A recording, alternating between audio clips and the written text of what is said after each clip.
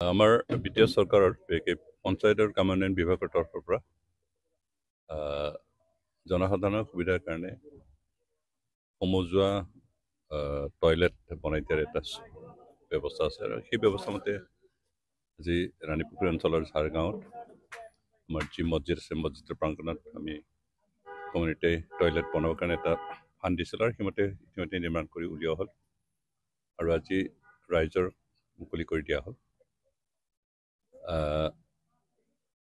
ৰাণীপুখুৰী অঞ্চল আজি বহু বছৰ ধৰি চৰকাৰৰ সহযোগিতাৰ পৰা বঞ্চিত হৈ আছিল। আমাৰ চৰকাৰ 4 বছৰ উকলি যোৱা সময়ত আমি এই অঞ্চলত বিশেষ তেনেকৈ স্কিম দিব পৰা নাছিলোঁ, কিন্তু এইটোৱে প্ৰথম। মই আশা কৰোঁ যে ইয়াৰ দ্বাৰা ৰাইজৰ উপকাৰ হ'ব। আমাৰ মছজিদত যিহেতু প্ৰতি সপ্তাহত মানুহ গোট খায় আৰু তেওঁলোকে সকলো অসুবিধাৰ পৰা কিবা হাত সাৰিব পাৰিব। মই অকল ইয়াতে নহয়, অন্যান্য জেগাতো আমি তেনেকৈ বনাই যাম।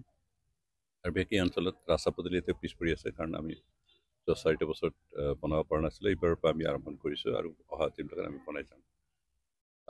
ইয়াত আমাৰ ৰাইজৰ যিখিনি সহযোগ তাক আমি ধন্যবাদ দিছোঁ। আৰু এই কাম বিশেষকৈ এই ঘৰ নিৰ্মাণ কৰোঁতে আমাৰ মহিবুল ডাঙৰীয়াই যথেষ্ট কষ্ট কৰিছে আৰু কামখিনি যথেষ্ট ভাল হৈছে, আৰু সেইখিনি তেওঁক ধন্যবাদ দিছোঁ। মোৰ অনুৰোধ যে অহা দিনবিলাকত ৰাইজ আমাৰ লগত যাতে থাকে, এইটো অনুৰোধ। কাৰণ ৰাইজৰ সহযোগ আৰু সমৰ্থন পালে আমি অহা দিনবিলাকত ভালকৈ কাম কৰিব পাৰোঁ। ইয়াতকৈ অধিক কাম আমি এই অঞ্চলত কৰিম। বিগত চৰকাৰৰ সময়ত বিশেষকৈ BPF-ৰ দ্বাৰা চলিত যি চৰকাৰী সময়ত আমাৰ ওদালগুৰি অঞ্চল আৰু বাক্সা জিলা, এই দুটা জিলা সম্পূৰ্ণ অৱহেলিত আছিল। এই দুটা জিলাৰ সম্পূৰ্ণভাৱে পেলাই থৈ দিছিল, কিন্তু বৰ্তমান চৰকাৰে সকলো জিলাতে সমানভাৱে কাম কৰি আছে আৰু আমি যিমান পাৰোঁ আটাইকেইটা জিলাৰ সমস্যাবিলাক সমাধান কৰিবৰ কাৰণে মানসিকভাৱে প্ৰস্তুত আৰু আমাৰ যিহেতু চ'ৰ্চ সীমিত হয়, সেইকাৰণে ইচ্ছা কৰা স্বত্তেও গোটেইখিনি কাম একে সময়তে সমাধান কৰিব পাৰে, কিন্তু আমি অহা দিনবিলাক কৰি যাম।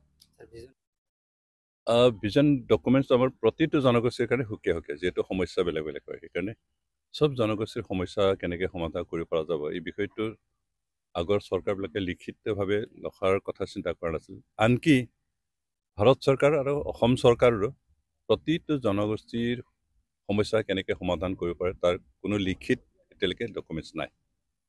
সেইকাৰণে বিটিআৰ চৰকাৰে যি কমিউনিটি ভিজন ডকুমেণ্ট বনাইছে, সেইটোৱে হয়তো প্ৰথম ভাৰতত সকলো জনগোষ্ঠীৰ সমস্যা কেনেকৈ সমাধান কৰিব পাৰিব তাৰ বিষয়ে লিখিত যিটো ডকুমেণ্টছ, সেইটো আমাৰ বিটিআৰ চৰকাৰে প্ৰথম উলিয়াইছে। আৰু এই কথাটো চিন্তা চৰ্চা কৰি উলিয়াব পৰাৰ কাৰণে মাননীয় প্ৰমোদ বৰা ডাঙৰীয়াক ধন্যবাদ দিছোঁ। তেখেতে সকলো জনগোষ্ঠী, বিশেষকৈ আমাৰ বিটিআৰ অঞ্চলত মুঠ 26টা জনগোষ্ঠী আছে, আৰু 26টা জনগোষ্ঠীৰ প্ৰতিটো জনগোষ্ঠী আমি কেনেকৈ সুকীয়াকৈ সমাধান কৰিব পাৰি সেই কথাখিনি সম্পূৰ্ণভাৱে লিখিতভাৱে ৰাখিছে। আৰু লিখিতভাৱে যিহেতু ডকুমেণ্টছ হ'ল, সেইটো আমি পৰ্যায়ক্ৰমে এটাৰ পিছত এটা সমাধান কৰিবৰ কাৰণে এটা সুবিধা হ'ব। আৰু সেইটো সকলো জনগোষ্ঠীৰ কাৰণে এটা ভাল ডকুমেণ্ট হ'ল, বিটিআৰ চৰকাৰৰ কাৰণে এটা ভাল ডকুমেণ্ট হ'ল, আৰু সেই ডকুমেণ্টছ মতে আমি পৰ্যায়ক্ৰমে সমাধান কৰিবৰ কাৰণে সুবিধা হ'ব।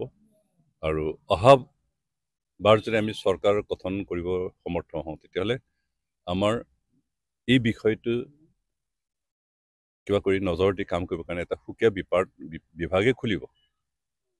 Development of community vision documents implementation বুলি ডিপাৰ্টমেণ্ট এটাই খুলিব, আৰু তেতিয়া আমাৰ কাম কৰাৰ বেছি সুবিধা হ'ব। অন্ততঃ সকলো জনগোষ্ঠীকে আমাৰ যিহেতু 26টা জনগোষ্ঠী আছে, 26টা জনগোষ্ঠী প্ৰতিটো জনগোষ্ঠীৰ নামত এটা বিভাগ কিবা কৰি ফাণ্ড খুলি আমি সেইমতে প্ৰতি বছৰত কোনটো কৰা যাব সেইখিনি আমি হিচাপমতে কাম কৰাৰ এটা সুবিধা আহিছে, আৰু সেইমতে আমি কাম কৰি যাম।